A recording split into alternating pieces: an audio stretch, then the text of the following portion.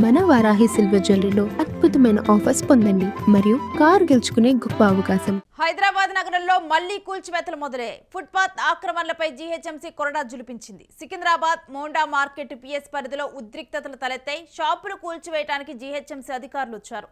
ఇక ఈ కూల్చివేతలను నిరసిస్తూ అక్కడ ఉన్నటువంటి వ్యాపారులు ఎదురు తిరిగారు. పోలీసులను జేసీబీలను అడ్డుకొని దాడికి ప్రయత్నం చేశారు. పోలీస్ స్టేషన్ ని ముట్టడించి ఆందోళనకు దిగారు వ్యాపారులు. ఆరంగర్లోను షాపులు తొలగించేందుకు అధికారులు ప్రయత్నం చేశారు. ఇక ఆరంగర్ నుంచి డైరీ ఫామ్ చౌరస్తా వరకు అక్రమ నిర్మాణాలు తొలగించేందుకు కూడా అక్కడికి జేసీబీని తీసుకొని రావడం జరిగింది. ఇక భారీ పోలీస్ బందోబస్తు మధ్య ఈ కూల్చివేతలు కొనసాగాయి. షాపులు తొలగించేందుకు సమయం ఇవ్వకుండా కూల్చివేతలు చేపడుతున్నారంటూ వ్యాపారులు ఆందోళన చేపట్టారు. రోడ్డు విస్తరణలో భాగంగా కూల్చివేతలు చేపడుతున్నట్లు జీహెచ్ఎంసీ చెబుతుంది. ఇక ఫుట్పాత్ను ఆక్రమించినటువంటి షాపులు వీటన్నిటిని కూడా కూల్చివేసేందుకు జీహెచ్ఎంసీ అధికారులు జేసీబీలతో అక్కడికి చేరుకోవడం జరిగింది. ఇదే సమయంలో వ్యాపారులు తమకి ముందస్తుగా చెప్పకుండా కూడా అక్కడికి వచ్చి ఈ విధంగా తొలగిస్తున్నారంటూ కూడా వాళ్ళందరూ ఆందోళన వ్యక్తం చేయటము, వాగ్వాదం జరగటం మీద అక్కడ చోటు చేసుకుంది. ఈ ఉద్రిక్త పరిస్థితుల గురించి సికింద్రాబాద్ మోండా మార్కెట్ పిఎస్ పరిధిలో తలెత్తినటువంటి పరిస్థితుల గురించిన డీటెయిల్స్ మా ప్రతినిధి సత్యాన్ని అడిగి తెలుసుకుందాం. ఎస్ సత్య, ఈ కూల్చివేతల గురించిన డీటెయిల్స్ ఏంటి?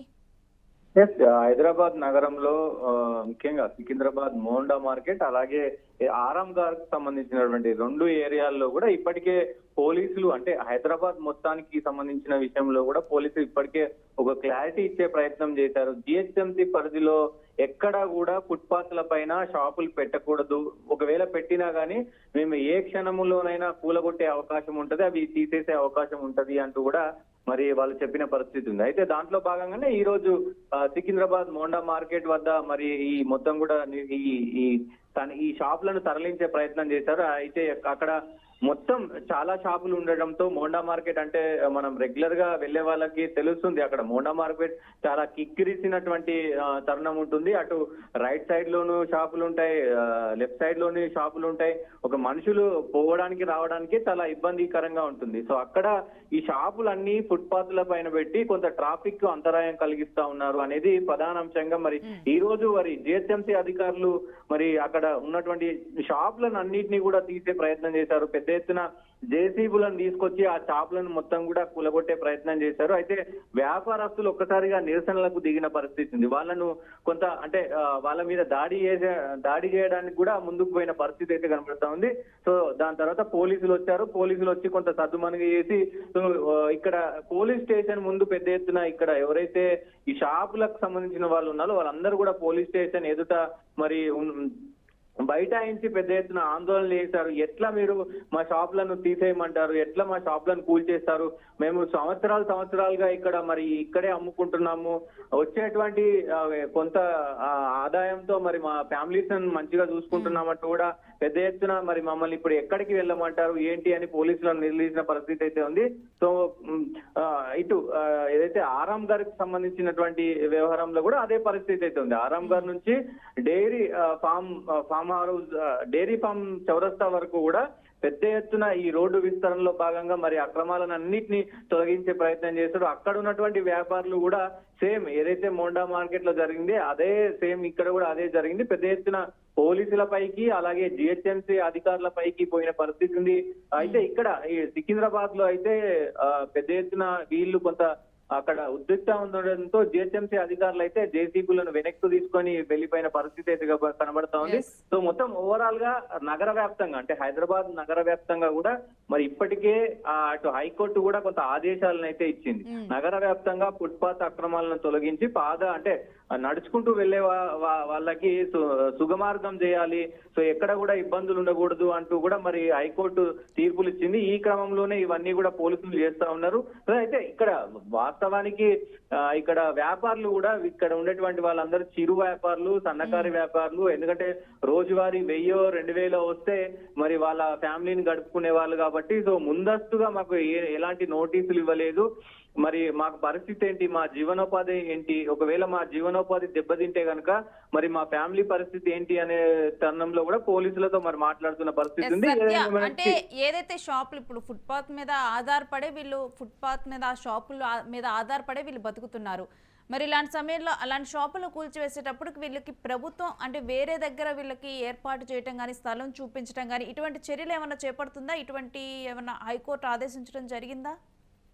అయితే దీనిపైన ఇంకా ఈ హైకోర్టు మాత్రం ఫుట్పాత్లకు ఇబ్బంది లేకుండా చూడాలి, ఎవరు అక్రమాలకు పాల్పడ్డా అలాగే అట్లా అక్రమంగా ఎవరైనా షాపులు పెట్టినా వాటిని తొలగించాలని హైకోర్టు అయితే ఆదేశాలు ఇచ్చింది. కానీ ఇక్కడ ముందస్తుగా అంటే మేము గత కొన్ని సంవత్సరాలుగా ఉంటున్నాం. ఇప్పుడు మోండా మార్కెట్ లో కనుక దాదాపు చూస్తే కొన్ని సంవత్సరాల నుంచి కూడా మోండా మార్కెట్ లో అదే పరిస్థితి ఉంది. కాబట్టి సో అట్లాంటి వాళ్ళు ముందస్తు మాకు నోటీస్ ఇవ్వలేదు, మేము ఎక్కడ మరి ఇప్పుడు ఇక ఆ షాపులు కనుక తీసేస్తే మేము ఎక్కడ పెట్టుకోవాలో మీరే చెప్పండి అంటూ కూడా పోలీసులతో వాళ్ళు మాట్లాడుతున్న పరిస్థితి కనబడుతుంది. సో వ్యాపారులు కూడా పెద్ద ఎత్తున నిరసనలు చేస్తున్న పరిస్థితి కనబడతా ఉంది. కొంత హింసాత్మకంగా మారడంతో పోలీసులు అయితే మరి దాన్ని మాట్లాడే ప్రయత్నం చేస్తున్నారు. దాంతో పాటు ఇటు ప్రభుత్వానికి దృష్టికి కూడా తీసుకుపోయే ప్రయత్నం చేస్తా ఉన్నారు. సో దీని తరఫున మరి ఇటు వ్యాపారస్తులు, చిరు వ్యాపారస్తులు అందరూ కలిసి మరి ఏమైనా హైకోర్టుకు వెళ్తారా ఏంటి అనేది కూడా చూడాల్సిన అవసరం అయితే ఉంటుంది. ఏదేమైనప్పటికీ అంటే ఇది కొంత